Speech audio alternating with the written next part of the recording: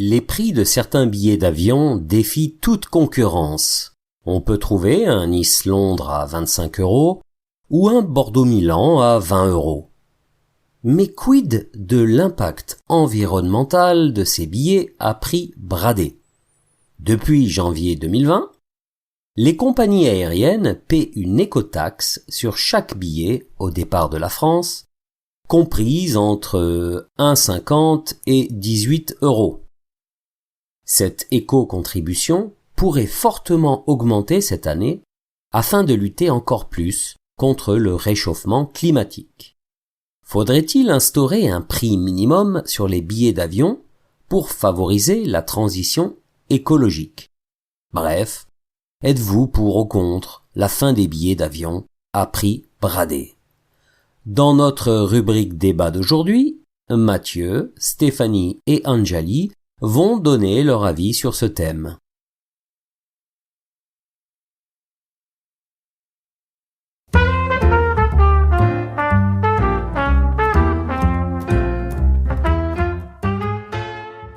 Bonjour, je m'appelle Mathieu. Il ne faut pas se cacher derrière son petit doigt.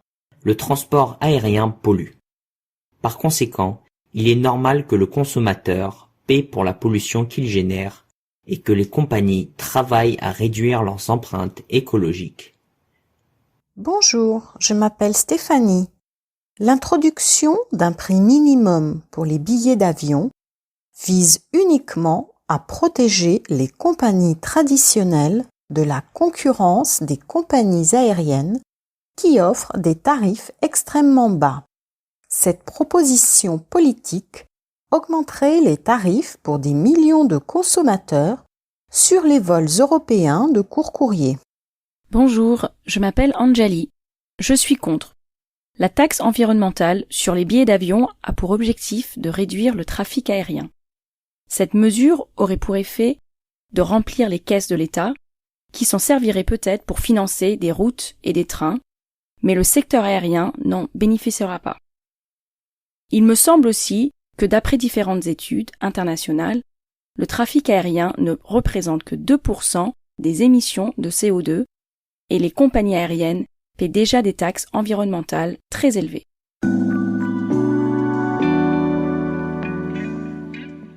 Je suis plutôt pour l'instauration d'un prix minimum sur les billets.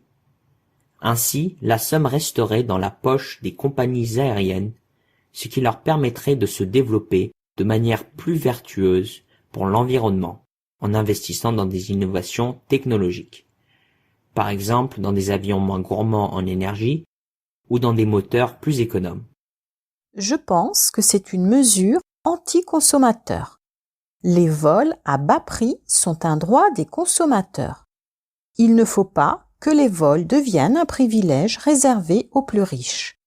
L'introduction d'un prix minimum entraînera sûrement une réduction de la demande.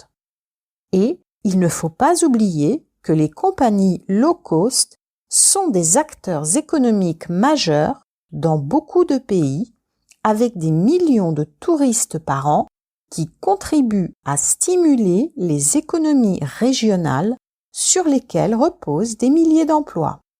Plutôt que d'augmenter les taxes environnementales ou d'instaurer un prix minimum, ce qui pénaliserait les consommateurs, d'autres solutions existent pour que les compagnies aériennes réduisent leurs émissions en CO2. On pourrait s'attaquer à l'inefficacité de la gestion du trafic aérien, en étudiant des trajets plus directs, en limitant les attentes dans le ciel au moment des arrivées. Toutes ces mesures permettraient une réduction de la consommation de carburant et des émissions associées.